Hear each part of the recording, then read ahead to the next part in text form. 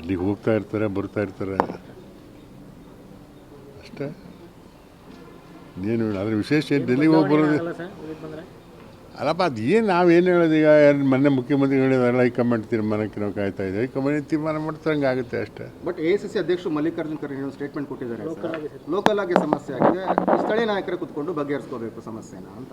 ಈಗ ರಾಷ್ಟ್ರೀಯ ಅಧ್ಯಕ್ಷರು ಹೇಳಿದ್ದಾರೆ ನಿಜ, ಬಟ್ ಮುಖ್ಯಮಂತ್ರಿಗಳು ಏನು ಹೇಳಿದ್ದಾರೆ, ಹೈಕಮಾಂಡ್ನವ್ರು ನಾನು ಮಾತಾಡಿದ್ದೀನಿ, ಅವರು ನಾವು ತೀರ್ಮಾನ ಮಾಡ್ತೀವಿ ಅಂತ ಹೇಳಿದ್ದಾರೆ, ತನಕ ವೆಯ್ಟ್ ಮಾಡ್ತೀವಿ ಅಂತ ಹೇಳಿದ್ದಾರೆ. ದಟ್ಸ್ ಆಲ್ ಅಷ್ಟೇ.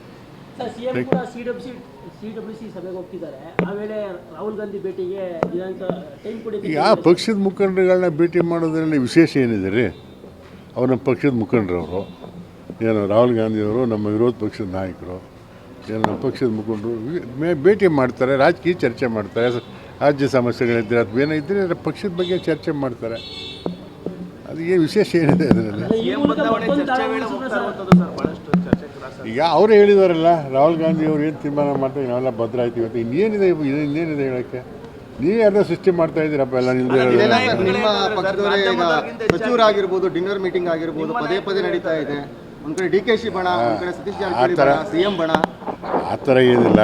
ಈಗ ನಾವು ಬೆಳಗಾಮಲ್ಲಿ ಎಲ್ಲರೂ ಇಲ್ಲಿ ಹೊರಗಡೆಯಿಂದ ಬಂದಿರತಕ್ಕಂಥ ಶಾಸಕರುಗಳು, ವಿಶೇಷವಾಗಿ ಆ ಲೋಕಲ್ ಆಗಿರ್ತಕ್ಕಂಥ ಮಂತ್ರಿಗಳು, ಬೇರೆ ಬೇರೆಯವರು ಮತ್ತು MLA ಲೋಕಲ್ MLA ಇರ್ತಾರೆ, ಅವರೆಲ್ಲ ಕರೆದು ಸ್ನೇಹಿತರು ಇರ್ತಾರಲ್ಲ, ಅವ್ರನ್ನ ಕರೆದು ಬಿಟ್ಟು ಹಾಕ್ತಾರೆ ಅಷ್ಟೇ.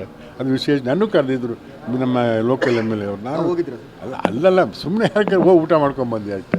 ರಾಜಕೀಯ ಸಭೆ ಅಲ್ಲ ಅದು, ಆ ರೀತಿ ಅಷ್ಟೇ. ರಾಜಣ್ಣನ ಎರಡೇ ಬಾರಿ ಭೇಟಿ ಮಾಡಿದ್ರು sir DKC.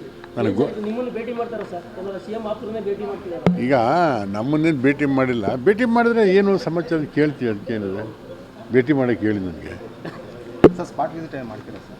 If you like this video, ಬೇಗ ಲೈಕ್ ಮಾಡಿ, ಕಾಮೆಂಟ್ ಮಾಡಿ, ಶೇರ್ ಮಾಡಿ ಹಾಗೂ ಯೋಯೋ ಟಿವಿ ಕನ್ನಡವನ್ನು ಸಬ್ಸ್ಕ್ರೈಬ್ ಮಾಡಿ.